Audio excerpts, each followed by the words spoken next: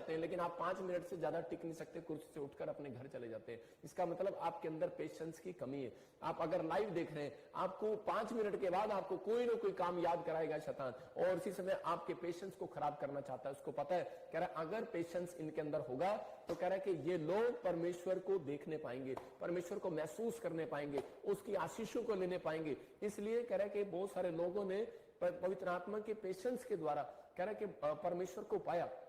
इसहाक के जीवन में उसका रिश्ता नहीं हो रहा था, और उसी समय हो सकता है उसके लोग मजाक उड़ा रहे हैं उसको, अरे उसकी तेरी उम्र निकलती जा रही है। लेकिन इसहाक लिखा बाइबल के अंदर कि इसहाक शाम के समय आप परमेश्वर को खोजने के लिए, मतलब कह रहा वहां पर क्लियर लिखा, इसहाक परमेश्वर को पाने के लिए कह रहा शाम को ध्यान लगाने के लिए जाया करता था।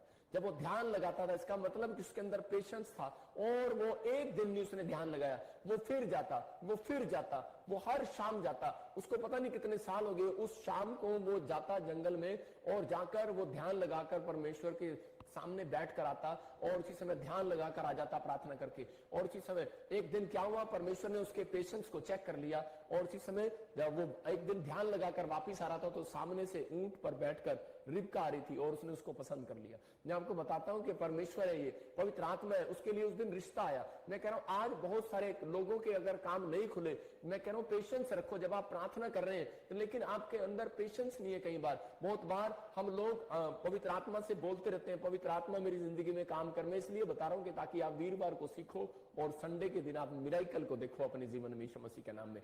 आप इसी हफ्ते के अंदर एक बड़े मिराइकल को अपनी लाइफ में होता देखेंगे। क्यों? क्योंकि आप पवित्र आत्मा के वचनों से भर रहे हैं। क्योंकि परमेश्वर कह रहा है यहां पर यशायाह के 5:6 में कह रहा है जब तक परमेश्वर मिल सकता है उसे पुकारो।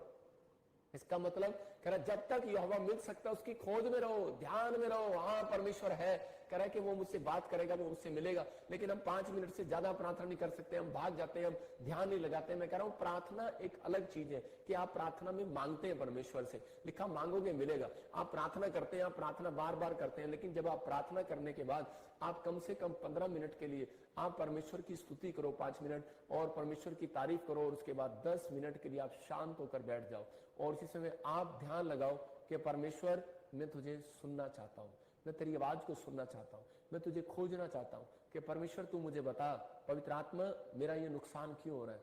मैं और उसके बाद चुप हो जाओ। मैं फिर कह रहा हूं कि फिर आप परमेश्वर को कहो, परमेश्वर कि मुझे बता पवित्र आत्मा जी कि मेरी जिंदगी में क्या रखा है परमेश्वर, आपने मुझे कौन सी जगह जाना है, कौन से प्लेस पर जाना है। परमेश्वर का दर्शन आपको आएगा, और उसी समय एक लाइट आपको नजर आएगी। मैं कह रहा हूं परमेश्वर किसी भी तरीके से आपसे बात करेगा, आपको आशीष देगा। लेकिन बहुत सारे लोग नहीं जानते, कह रहे कि हम प्रार्थना में कई बार हम डमाडोल हो जाते हैं, हम परीक्षा में गिर जाते हैं। लेकिन आज उन लोगों के लिए भविष्यवाणी कर रहा हूं जो लोग इस तरीके से प्रार्थना करेंगे, अपने अंदर परमेश्वर से पेशेंस मांग रहे हैं, और जिन लोगों के अंदर पेशेंस आ गया, मैं कह रहा हूं 7 दिन के अंदर एक बड़ा काम उनका होने वाला है यीशु मसीह के नाम में।